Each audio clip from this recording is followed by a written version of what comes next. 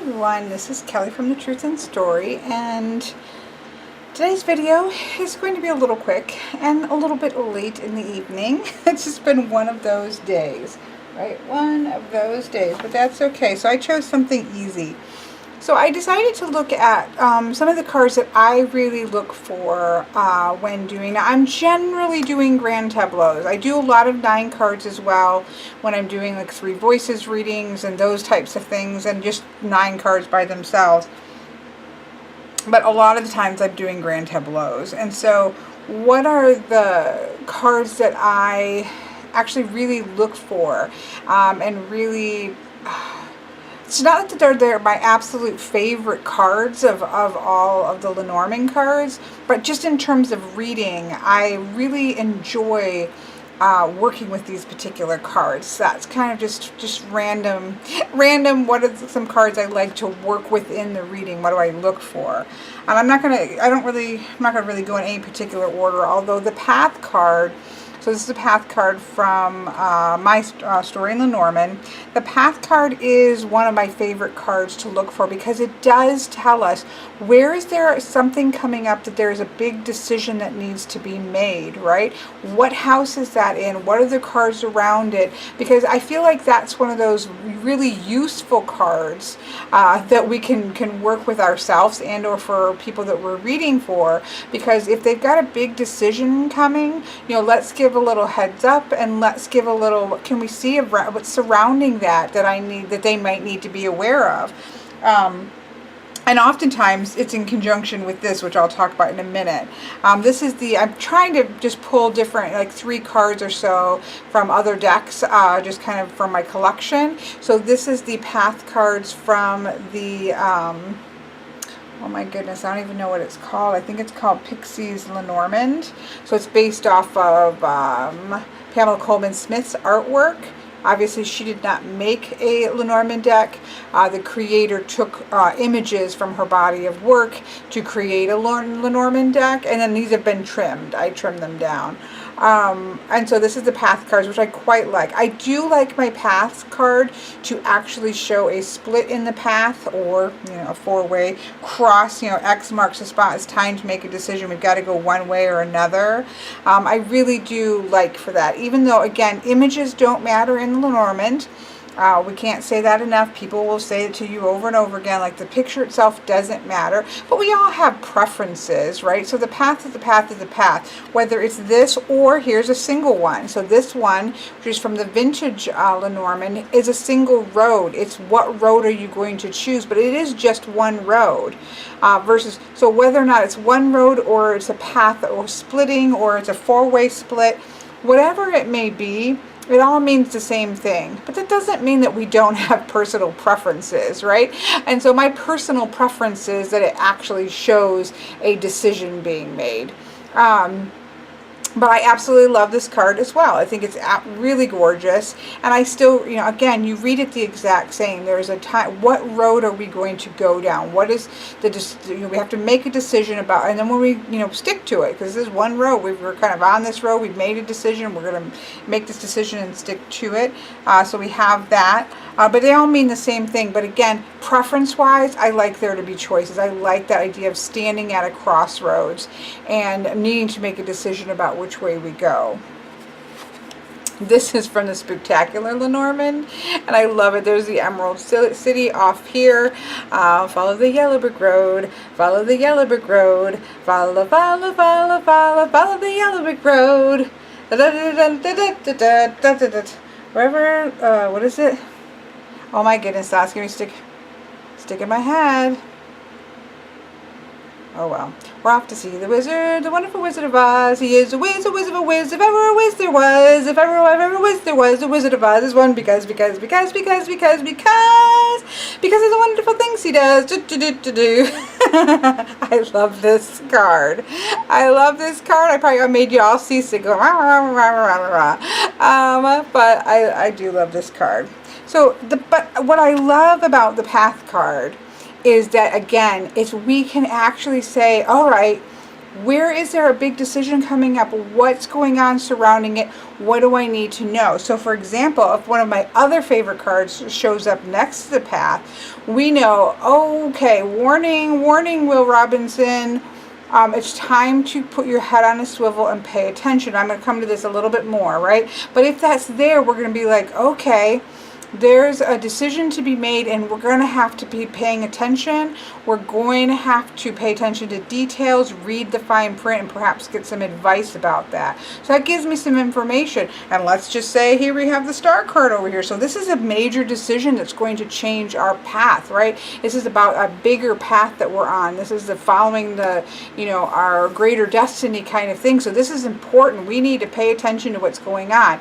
You know what I'm saying? So it can be quite important to see where is the path card and what does it have to tell us, especially again in a grand tableau. And so I always look to the path card. I think it's one of those cards in the tableau that are really can give us some great help as we're kind of getting ready to move forward towards whatever this decision that is surrounding us that we might need to make. So this is one, so the path cards is definitely one of my favorites. Again, that's just that it's my favorite cards. I have other cards that might be my favorites. Like I love the ship cards in terms of imagery. I like to look to the ship cards. I love the bear card. So there's different ones that I love, the fox card. But these are ones that I really like to look at in readings. So that's the one. We'll go ahead and talk about the fox since the fox is here. This is another one I really like because I do think it gives us a really good heads up. This is the fox card in my card, and the reason that my deck, because the reason it's like this is because for me, the fox isn't a negative card. It's a heads up warning card. It's also a message to think outside of the box. So we kind of see we don't need to color exactly in the lines of the box, but we can spread outwards. We need to go out of the box. We need to come at a situation from a different angle.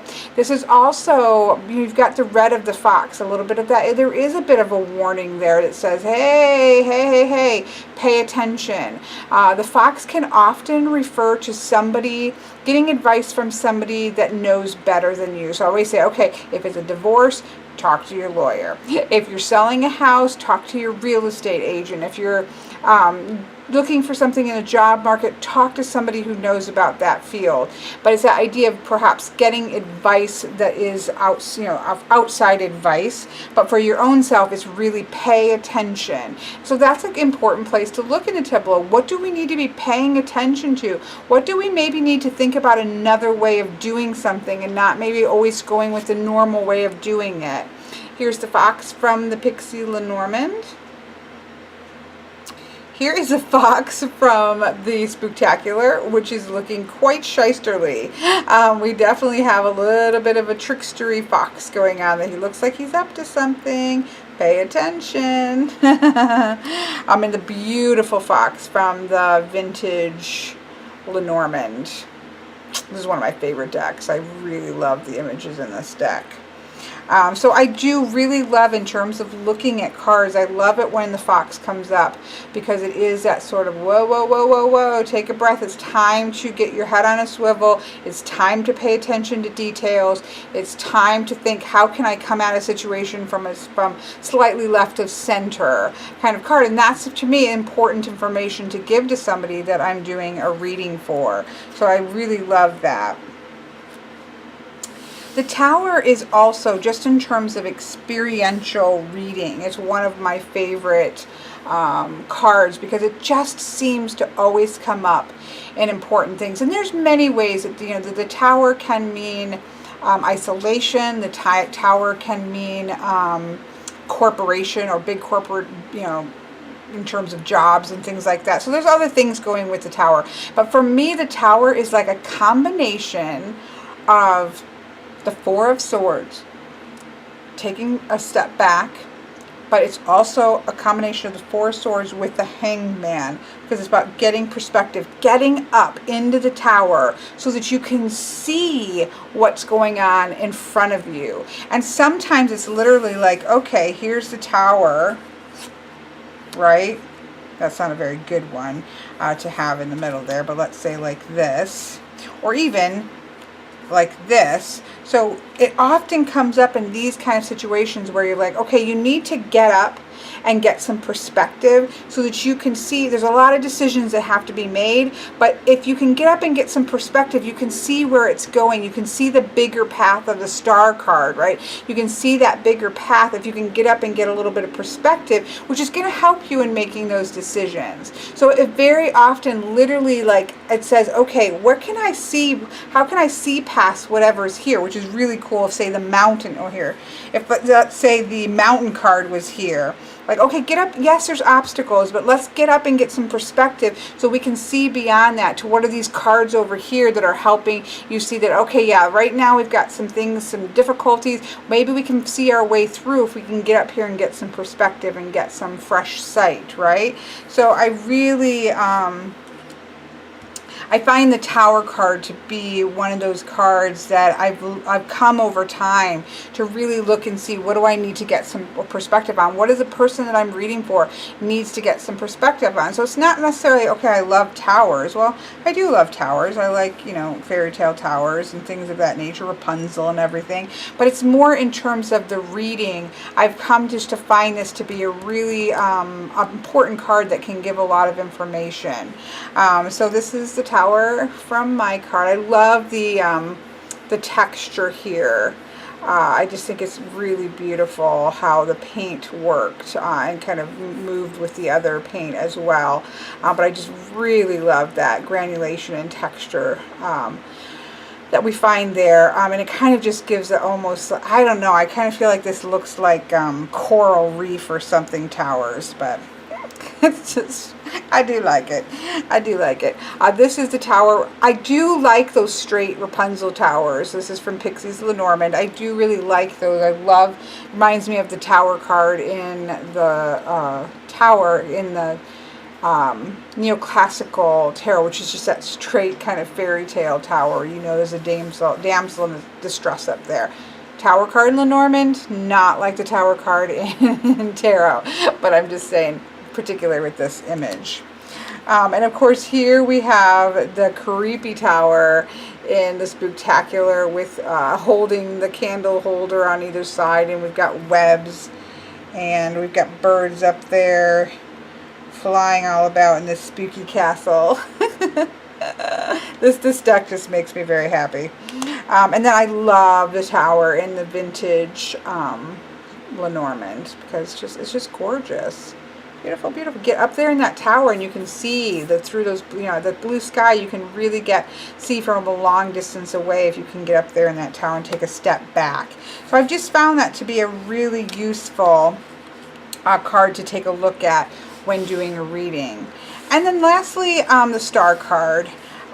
So the star card I love because sometimes we do, especially with Lenormand, right? Because Lenormand is really looking at all these individual pieces and parts, right? And especially when we have all the cards laying on the table, there's a lot of stuff going on and we're looking more closely at details and day to day. What do we got to do? What are we going to look at? We got to look over here at work. We got to look over here.